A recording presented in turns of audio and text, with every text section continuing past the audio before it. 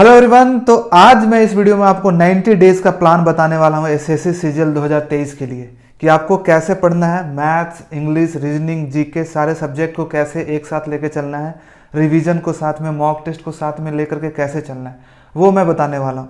तो ये वीडियो किसके लिए है? ये वीडियो उनके लिए है जो कि अभी तक एसएससी सीजीएल का प्रिपरेशन स्टार्ट नहीं किए हैं या फिर अभी रिसेंटली स्टार्ट किए हैं पर उनको पता नहीं चल रहा है कि कौन से डायरेक्शन में जाए, कैसे हम तैयारी करें, ठीक है। या फिर वो जो अभी तक तैयारी स्टार्ट नहीं की है, नोटिफिकेशन आने का वेट कर रहे हैं कि नोटिफिकेशन आएगा तब स्टार्ट करेंगे।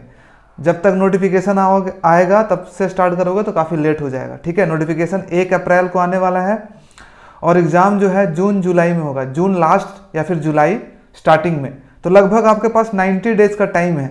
तो 90 डेज में आप आराम से अगर चाहोगे तो इस एग्ज़ाम को निकाल सकते हो, मतलब प्री एग्ज़ाम को मैं बोल रहा हूँ, ठीक है। उसके बाद फिर मेंस के लिए आपको टाइम मिलेगा। तो सबसे पहला क्वेश्चन तो यही आता है मन में कि क्या नेक्स्ट 90 डेज में हम एसएससी सीजीएल प्री को निकाल सकते हैं?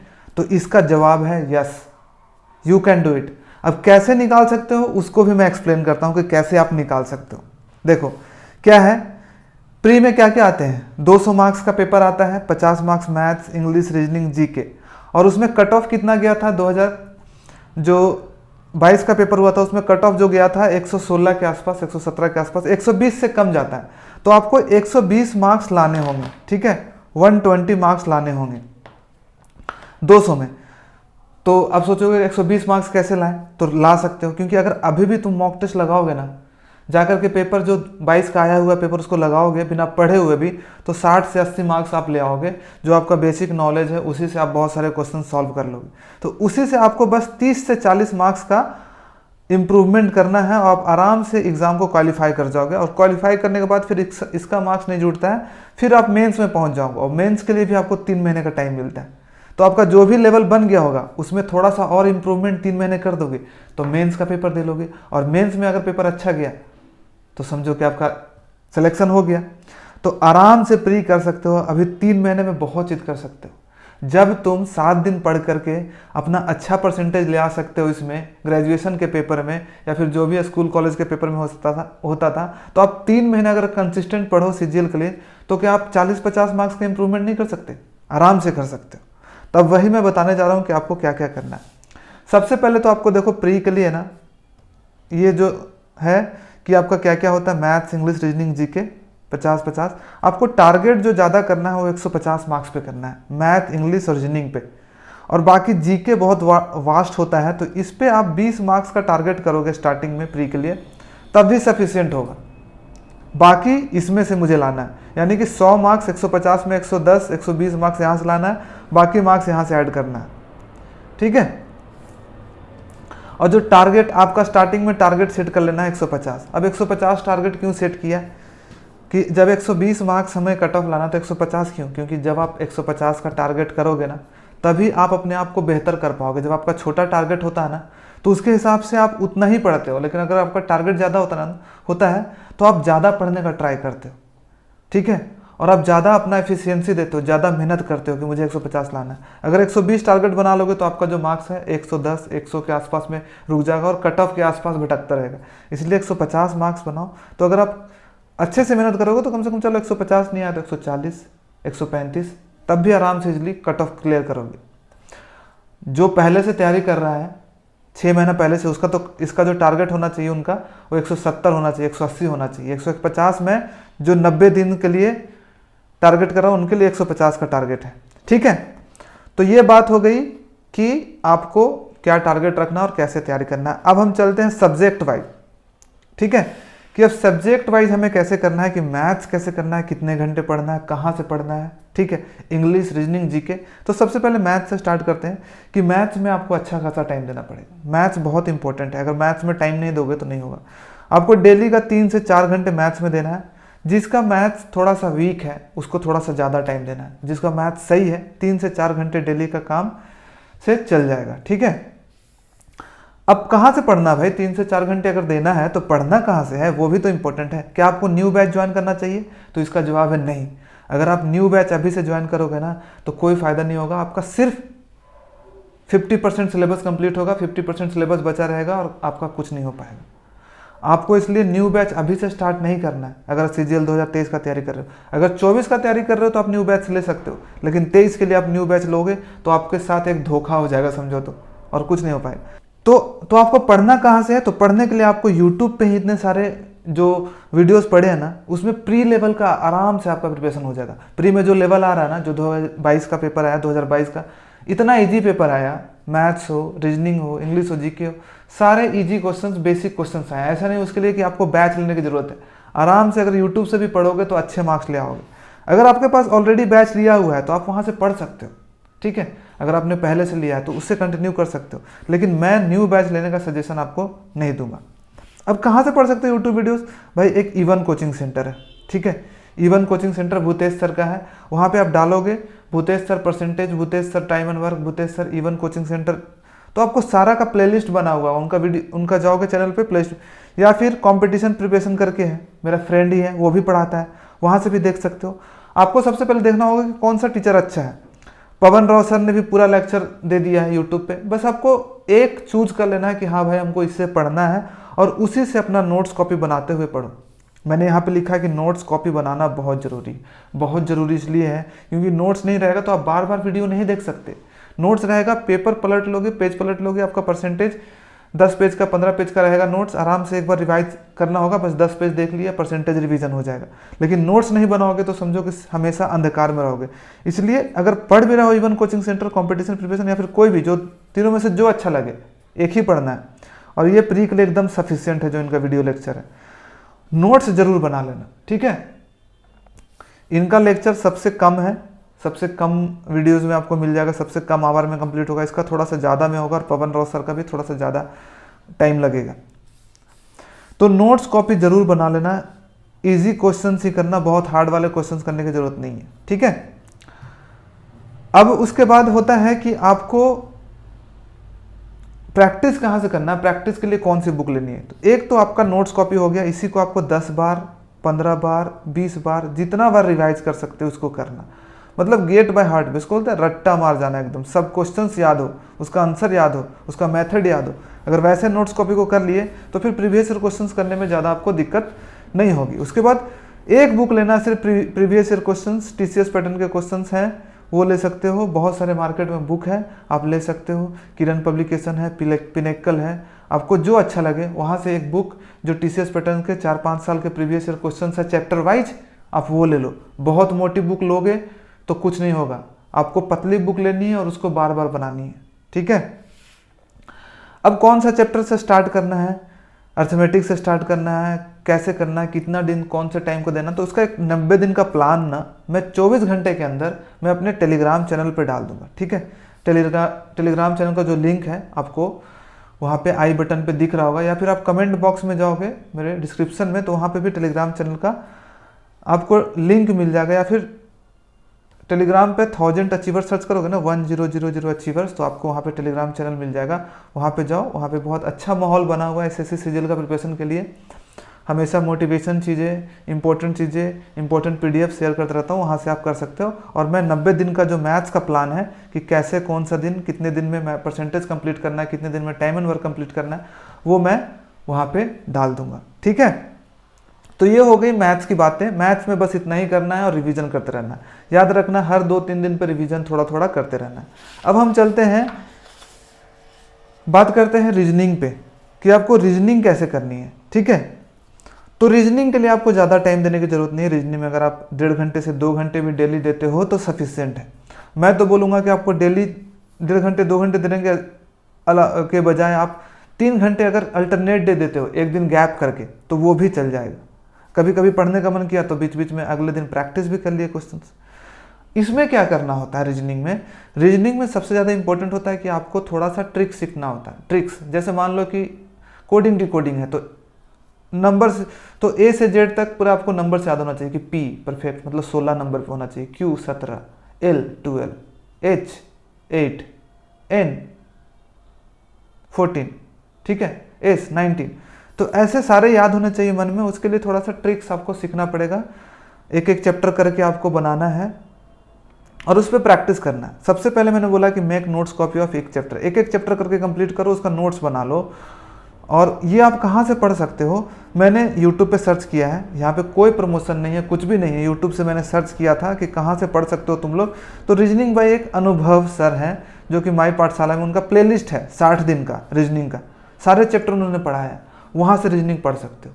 2-2 3-3 घंटे का लेक्चर है, एक चैप्टर्स है, वहाँ से पढ़ सकते हो। रीजनिंग बाय अनुभव सर, वहाँ से करो, 60 दिन में कंप्लीट हो जाएगा। और प्रैक्टिस के लिए मैं फिर से बोलूँगा कि TCS पैटर्न के लास्ट 4-5 ईयर्स के जो क्वेश्चन है ना, वो कर सकते हो किरण पब्लिकेशन या फिर पिनेकल वाले बुक या फिर कोई भी अदर बुक जो आपके पास हो। जरूरी नहीं है एक ही बुक, सारे बुक एक ही जैसे, बस चैप्टर वाइज होना चाहिए, ठीक है। डाइस का अलग होना चाहिए, सिलोगिज्म का अलग होना चाहिए, ठीक है। अब इसका भी हम जो 60 डेज का प्लान है कैसे कैसे पढ़ सकते हो, वो भी मैं अपने टेलीग्राम पे डाल दूंगा। बट मैं कुछ इंपॉर्टेंट चैप्टर्स जो कि जिस पे आपको ज़्यादा ध्यान देना है वो है नंबर सीरीज पे आप ध्यान देना, कोडिंग डिकोडिंग पे ध्यान देना, पजल्स पे ध्यान देना, एनालॉजी पे ध्यान देना। ये सब कुछ इंपॉर्टेंट है, ऐसे इंपॉर्टेंट तो सारे चैप्टर्स हैं, बट इन सब चैप्टर्स पे थोड़ा सा ज़्यादा टाइम आपको देना पड़ेगा, ठीक है। क्योंकि इजली इसमें जो परफेक्शन होता है ना, जो क्वेश्चन जल्दी जल्दी सॉल्व होते हैं तभी होता है जब आप इस पर बहुत ज़्यादा टाइम दो। इन सब कुछ नंबर सीरीज पे, कोडिंग डिकोडिंग पे थोड़ा सा टाइम देना पड़ता है। बाकी वाटर इमेज, मिरर इमेज, ये वो चीज़ें जो होती है वो सब तो रैंक वैंक वो सब जल्दी हो जाती है, बट इसमें थोड़ा सा टाइम देना पड़ता है। तो आई होप कि आपको इसका भी समझ गया होंगे आप लोग कि आपको कहाँ से पढ़ना है। 60 दिन में कंप्लीट करना है, लेकिन नोट्स जरूर बनाना है और हर नोट्स में 30-40 क्वेश्चन जरूर करना है, ठीक है। अगर आपको क्वेश्चन 30-40 क्वेश्चन वीडियो में नहीं करवाया हो तो आप YouTube पे सर्च करना उस चैप्टर्स को और उस चैप्टर्स के 30-40 क्वेश्चन अपने नोट्स कॉपी में डाल लेना, ठीक है। 30-40 क्वेश्चन हर चैप्टर से होने चाहिए ताकि तुम्हें पता चले किस किस टाइप के क्वेश्चन होते हैं। अब हम रीजनिंग का बात कर लिए, अब हम इंग्लिश पे चलते हैं। रिवीजन भी बहुत इंपॉर्टेंट है, रिवीजन नहीं करोगे तो कोई बात नहीं बनने वाली है, समझो कि तुम बस वेस्ट कर रहे हो अपना टाइम। रिवीजन बीच बीच में जो भी चैप्टर पढ़ चुके हो, 5-6 दिन हो गया तो उस चैप्टर को जा करके एक बार पलट लेना है कि क्या क्या मैंने पढ़ा था। आधे घंटे लगेगा, रिवीजन हो जाएगा। 30-40 क्वेश्चन देख लिए उस चैप्टर को, फिर से कंप्लीट हो जाएगा। अब हम इंग्लिश में चलते हैं। सबसे ज़्यादा जो डाउट होता है इंग्लिश में ही लोगों को होता है कि इंग्लिश में हम कैसे अपने आप को इम्प्रूव करें। तो इंग्लिश में इम्प्रूव करने के लिए सबसे पहली चीज़ तो मैं ये बताऊँगा कि 2 से 3 घंटे का टाइम, 3 घंटे से प्लस ही टाइम देना पड़ेगा आपको, 2 से 3 नहीं, 3 घंटे प्लस। 3 घंटे 4 घंटे मैथ्स में भी, 3 घंटे 4 घंटे इसमें भी, और एक लगभग 8 से 10 घंटे आपको डेली पढ़ना का होगा, ठीक है। अगर आपको निकालना है तो 10 से 12 घंटे के आसपास आपको डेली देना होगा। तब एक चीज़ मैं बताना चाहता हूँ इंग्लिश में, बहुत सारे लोगों को ये नहीं पता होगा कि जो रीजनिंग जो इंग्लिश है ना, इंग्लिश में इंप्रूवमेंट आपका इसलिए नहीं होता है क्योंकि आप सिर्फ ग्रामर पे फोकस करते हो। सोचते हो कि ग्रामर पढ़ लेंगे तो इंग्लिश बहुत अच्छा हो जाएगा। ग्रामर से कभी भी इंग्लिश नहीं इंप्रूव होगा। इंग्लिश में जो 70% इंप्रूवमेंट का रोल होता है वो होता है कि आप रीडिंग हर दिन डाल रहे हो कि नहीं, या फिर और उसके साथ साथ वोकैब आप डेली न्यू याद कर रहे हो कि नहीं। अगर आप इसको करते रहे डेली तो समझो आपका 70% इंग्लिश इंप्रूवमेंट हो रहा है, और 30% जो रोल होता है वो ग्रामर का होता है। अगर आप इसमें माहिर हो जाओ ना बहुत अच्छे से, रीडिंग और वोकैब में, तो शायद ग्रामर पढ़ने की ज़रूरत भी ना पड़े। क्योंकि बहुत सारे इंग्लिश मीडियम वाले स्टूडेंट को देखते होगा आप, ग्रामर उतना अच्छा नहीं है बट फिर भी इंग्लिश में मार्क्स अच्छे ले आता है, क्योंकि उनका रीडिंग में उनको इंग्लिश में बोलना होता है, पढ़ना होता है, बहुत सारे वोकैब्स उनको पता होता है, इसलिए वो अच्छा मार्क्स कर लेते हैं। उसी तरह से आप लोगों को भी करना है कि डेली आपको 2 घंटे टाइम ना आपको इसमें देना है रीडिंग पे। उसमें से 1 घंटा रीडिंग 1 घंटा और वोकैब 1 घंटा। रीडिंग में आपको क्या करना है, आपको समझना है। आपको हार्ड लगे पेपर पढ़ना तो पेपर पढ़ने की जरूरत नहीं है। मैंने कभी पेपर नहीं पढ़ा था। स्टार्ट करो NCERT के जो 6 क्लास के बुक होते हैं, 7 क्लास के बुक होते हैं, 8 क्लास के बुक होते हैं, वहाँ से स्टार्ट करो। देख लो कि तुम कहाँ से स्टार्ट कर सकते हो। अपना लेवल पता चल जाता है जब तुम स्टार्ट करोगे ना। 6 क्लास वाले पढ़ोगे तो तुम्हें लगेगा कि हाँ ये ठीक है, मेरा लेवल के हिसाब से कुछ वर्ड्स नए नए भी मिल रहे हैं। और पढ़ते समय जो भी नया वर्ड्स मिले वहीं पे अंडरलाइन करो, उसका हिंदी मीनिंग डिक्शनरी से लिख लो और बीच बीच में उसको याद करते रहो, ठीक है। जैसे 3 चैप्टर मान लो पढ़ लिए क्लास 6 के स्टोरी पढ़ने में मजा भी आता है, उससे वोकैब्स भी जल्दी याद होगा और आपका रीडिंग हैबिट भी बन रहा है, ठीक है। जैसे 3 चैप्टर पढ़ लिए तो चौथे दिन आप एक नया चैप्टर मत पढ़ो, 3 चैप्टर को फिर से रीड कर लो और उसके जितने भी वोकैब्स आपने नए मिले हैं वो याद कर लो। फिर 3 चैप्टर आगे बढ़ो, फिर 3 चैप्टर के बाद गैप दो और 6 चैप्टर का रिवीजन कर लो, फिर 3 चैप्टर आगे बढ़ो। ऐसे करके 6, 7, 8 क्लास का अगर बुक पढ़ लेते हो ना तो रीडिंग काफ़ी अच्छा हो जाएगा। प्लस साथ में इससे बहुत सारे वोकैब्स भी आपको हो जाएंगे। जो SSC वोकैब्स पूछती है ना, वो जो NCERT में सारे वोकैब्स होते हैं उसी टाइप के वोकैब्स होते हैं। प्लस साथ में आपको वोकैब्स तो एक्स्ट्रा याद करना ही पड़ेगा प्रीवियस ईयर का, आप कहाँ से याद कर सकते हो, ब्लैक बुक हो गया, नीतू मैडम का बुक हो गया, BMW, बहुत सारे बुक है, लेकिन कोई एक बुक प्रीवियस ईयर का ले आओ और उससे धीरे धीरे करके याद करना शुरू करो। बहुत मोटी बुक मत लाना जो तुमको लगता है कि हम 3 महीने में याद कर लें, 2-3 हज़ार वर्ड याद कर लें, कुछ इडियम्स 500-600 इडियम्स याद कर लें, कुछ वन वर्ड सब्स्टिट्यूशन याद कर लें, कुछ सिनोनिम एंटोनिम याद कर लें और कुछ प्रैक्टिस हो जाए। वैसा बुक ले आओ और उससे 1 घंटा डेली उसको करना शुरू कर दो और 1 घंटा मैं बोलूँगा कि ग्रामर पे देना शुरू कर दो। ग्रामर, अब ग्रामर पढ़ना कहाँ से है, यूट्यूब पे एकदम बहुत अच्छा कंटेंट पड़ा हुआ है, तरुण ग्रोवर के नाम से एक है यूट्यूब चैनल, उन्होंने सारा चैप्टर का तरुण ग्रोवर प्रोनाउन लिखोगे तो प्रोनाउन का चैप्टर आ जाएगा प्लस प्रैक्टिस आ जाएगा। एक तो रूल का उन्होंने वीडियो बनाया और उसके साथ साथ प्रैक्टिस का, एक रूल का 2-3 घंटे का वीडियो होगा तो उसी में प्रैक्टिस, मान लो नाउन है, नाउन का रूल बता दिया कौन कौन सा रूल है, उसके बाद नाउन का क्वेश्चन भी प्रैक्टिस करवा दी, तो आप यहाँ से कर लोगे आपका हो जाएगा। अब इसमें भी 90 डेज का प्लान कैसे पढ़ना है, पहले नाउन कितने दिन देना है, प्रोनाउन कितने दिन देना है, टेंस कितना देना है, 90 दिन का प्लान मैं 1000 अचीवर्स जो मैं डालूंगा उसके साथ डाल दूंगा। तो आई होप कि आपको इंग्लिश में समझ में आ गया होगा कि आपको 70% ध्यान जो देना है रीडिंग पे, वो कैब याद करने पे देना है, और ग्रामर आपको 30% ध्यान देना है। आई होप कि आपको समझ में आ गया होगा इंग्लिश में। अब हम चलते हैं जो सबसे ज़्यादा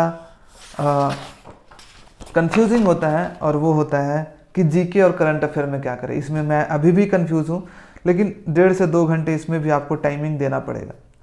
अब देख लो जीके में ना, मेंस में भी उसका वेटेज है। जीके पहले सिर्फ प्री में आता था, लेकिन अब मेंस में है, तो जीके को आपको स्टार्टिंग से ही अच्छे से पढ़ना पड़ेगा, ठीक है। अब इसमें जो टारगेट आपको करना है 50 में 20 से 25 मार्क्स करना है। आप टारगेट अगर 50 में 50 करोगे तो बाकी चीज़ें छूट जाएगी, ठीक है।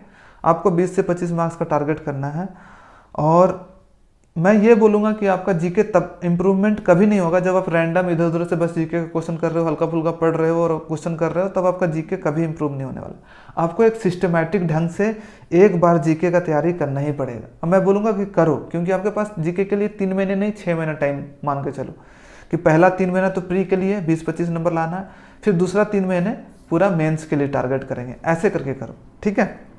मैं बोलूँगा कि आपको 2 तरीके अपना सकते हो। पहला तरीका मैं बोलता हूँ कि आपको प्रिपेयर नोट कॉपी बनाना पड़ेगा, कोई वीडियो कर लो, वीडियो बैच ज्वाइन कर लो, बहुत कम बैच में 900-1000 में आपको मिल जाएंगे बैचेस, कहीं पे भी सर्च करोगे तो अच्छा बैच, और वहाँ से धीरे धीरे करके अपना नोट्स बनाने लगो। एक टॉपिक पे नोट्स बनाए, मान लो एंशिएंट हिस्ट्री पढ़ लिया, एंशिएंट हिस्ट्री पढ़ के उसके प्रीवियस ईयर क्वेश्चंस कर लो। या फिर ये नहीं करना चाहते हो तो मार्केट में आपको बहुत सारे बुक्स हैं जिससे पढ़ सकते हो, मनोहर पांडे हो गया, लूसेंट हो गया, कोई भी एक बुक देखो, घटना चक्र हो गया, जिसमें थ्योरी भी दिया हो और ऑब्जेक्टिव क्वेश्चन भी दिया हुआ टॉपिक वाइज, वो बुक ले आओ। मार्केट से जाके थोड़ा सा रिसर्च करो कि कौन सी बुक है, जीके का 4-5 बुक मांगो, और उसके बाद जो अच्छा लगे वो पढ़ना शुरू कर दो आराम से, और उसी को बार बार पढ़ो, नया चीज़ पढ़ने के चक्कर में मत रहो। एक टॉपिक कंप्लीट करो और उस पर MCQ करो, बीच बीच में रिवाइज करते रहो, अपने नोट्स कॉपी को बीच बीच में हाइलाइटर का यूज़ करके, ये सब चीज़ करके यूज़ करते रहो, और MCQ को हमेशा देखते रहना है।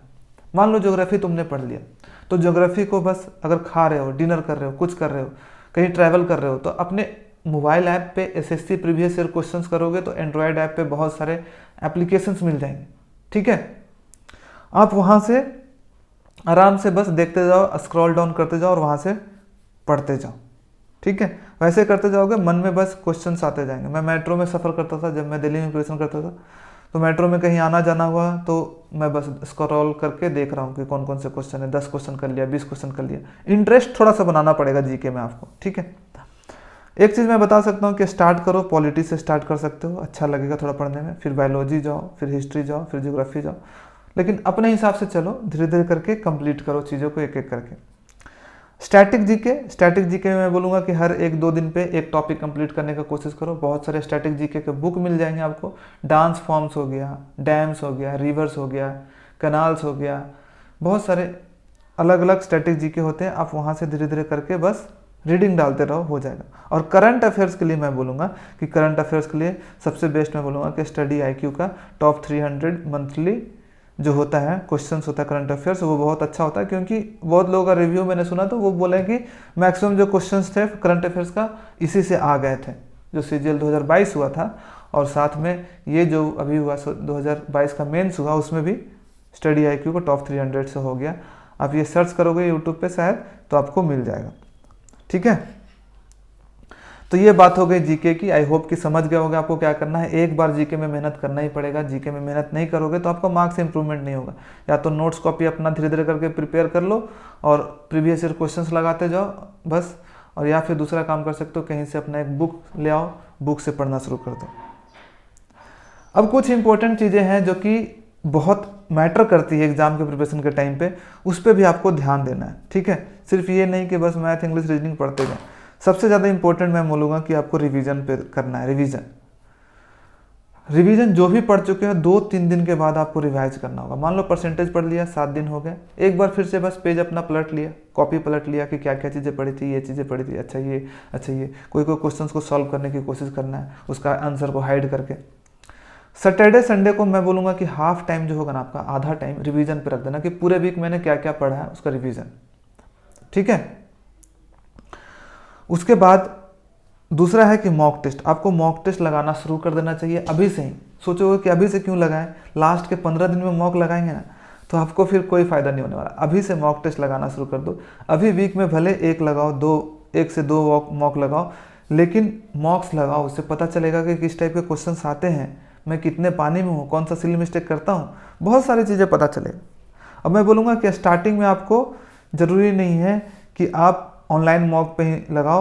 आप 2022 का किरण पब्लिकेशन का जो पेपर आया हुआ है, जो क्वेश्चन पेपर प्रीवियस ईयर का क्वेश्चन, आप वो कर सकते हो, या फिर और भी कोई बुक है तो वहाँ से कर सकते हो, ठीक है।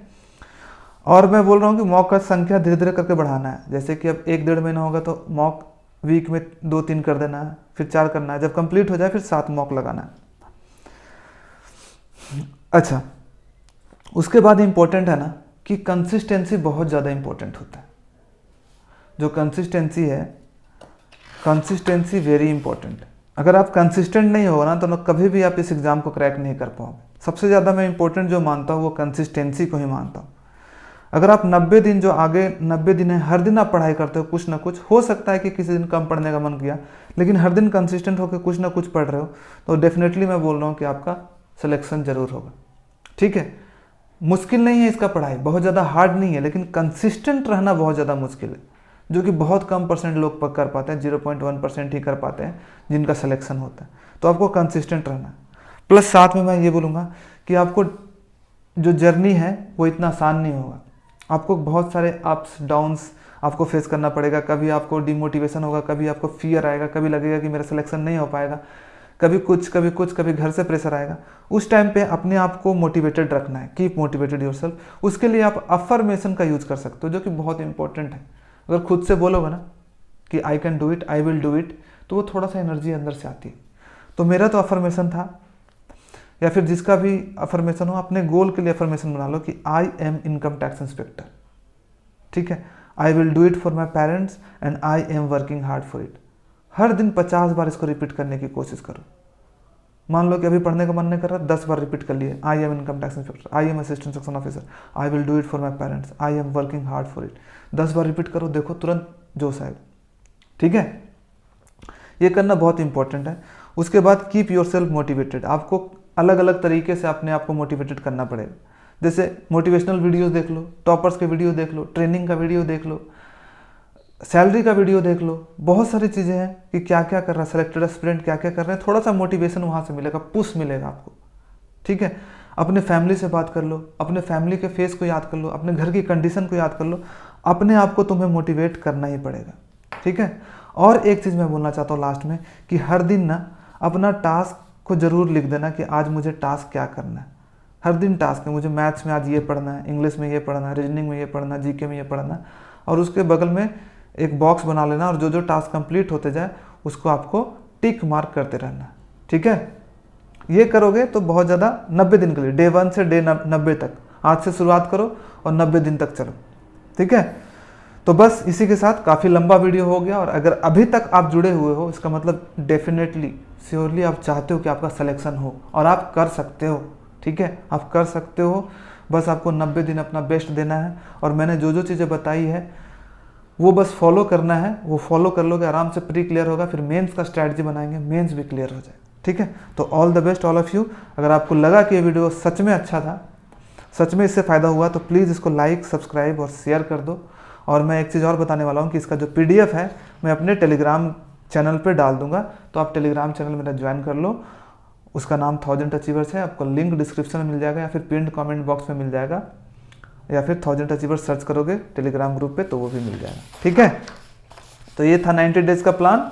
यहाँ पे मैंने एक चीज़ और बताया है कि आपका जो इम्प्रूवमेंट होगा ना वो एक्सपोनेंशियली राइज होगा। इसका मतलब कि आपको 1-2 महीने में आपको कोई डिफरेंस नहीं लगेगा कोई इंप्रूवमेंट ही नहीं हुआ, बट तीसरे महीने आपको थोड़ा थोड़ा इंप्रूवमेंट दिखने लगेगा और चौथे मंथ के बाद से आपको बहुत ज़्यादा इंप्रूवमेंट दिखेगा। अभी आपको 3 महीने का टारगेट करना है, ठीक है, क्योंकि वहाँ पर प्री क्रॉस हो जाएगा, फिर उसके बाद हम अगले 3 महीने मेंस के लिए टारगेट करेंगे। चलो ठीक है, थैंक यू सो मच। अगर आपको ये वीडियो अच्छा लगा तो please like, subscribe and share.